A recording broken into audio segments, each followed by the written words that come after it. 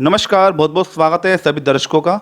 मैं इस वक्त दिल्ली के हरिनगर विधानसभा मानक बिहार में मौजूद हूं। साथ ही हमारे ओपी गुलाटी जी हैं, जो कि मानक बिहार तिहाड़ आरडब्ल्यूए के प्रधान भी हैं और एक समाज सेवक भी हैं सर आप। और भाजपा के आप कार्यकारिणी मेंबर भी बनाए गए हैं अभी। तो आपको बहुत बहुत स्वागत है। सबसे पहले थैंक यू सर। सबसे पहले अपने दर्शकों को सर एक छोटी सा अपने बारे में परिचय दीजिए। नमस्कार जी। मैं आरडब्ल्यू मानक विहार तिहाड़ से प्रेसिडेंट हूँ 98 से, और मेरे पास दायित्व इंडस्ट्री का भी था 92 से। उसका भी मैं प्रेसिडेंट था। तिहाड़ में हमारे यहाँ 300 फैक्ट्रियाँ थी। इस वक्त मैं आरडब्ल्यू का प्रेसिडेंट हूँ और मुझे जो सेवा कॉलोनी की मिली हुई है वही करता आया हूँ। अच्छा, मानक बिहार आरडब्ल्यू के अब आप जो प्रधान हो, पिछले कितने समय से कार्यभार है?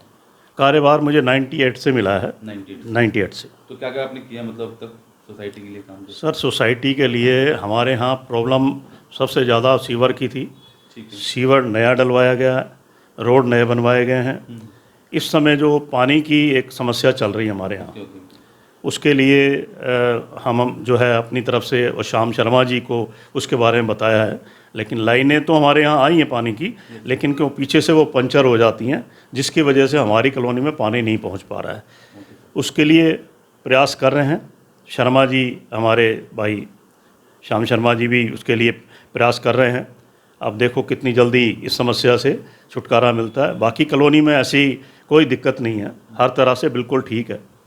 अच्छा, इसके अलावा और आप कहाँ का जुड़े हैं गुलाटी साहब? सर, मैं तो समाज सेवा में हूँ। अच्छा, समाज सेवा। समाज सेवा में हूँ। सेवा जैसे किस तरह की कर रहे हैं सेवा? सर, मैं हमारे यहाँ एक मंदिर है, उसकी भी मेरे पास सेवा थी और है भी सही, लेकिन उसमें कुछ दिक्कत आ रही है, प्रॉब्लम आ रही है। हमारा वहाँ केस चल रहा है। ओके। हाँ, पंडित के साथ।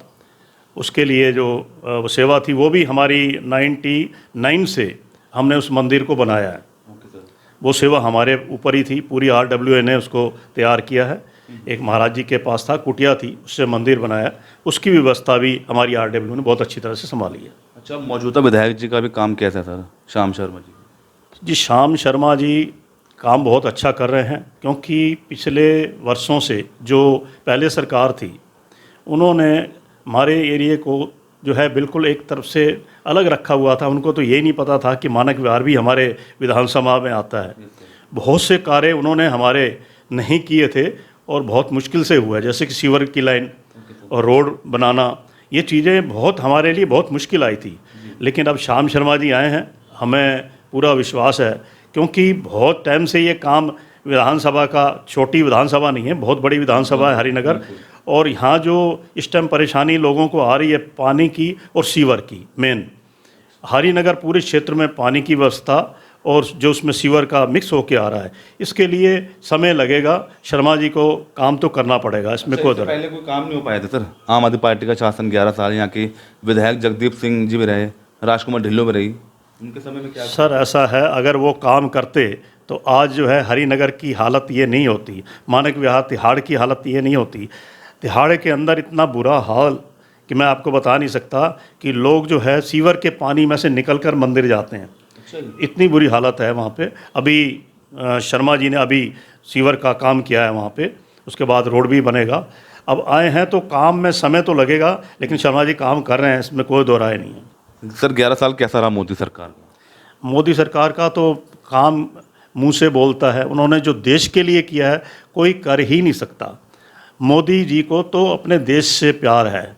उनको अगर अपनी परिवार से प्यार होता तो आज उनके भाइयों को, उनके और रिश्तेदारों को पेट्रोल पंप या और अन्य गैस की एजेंसियां भी दे सकते थे। लेकिन मोदी ने अपने देश के लिए सब कुछ किया है और देश को बहुत वो आगे ले गए हैं।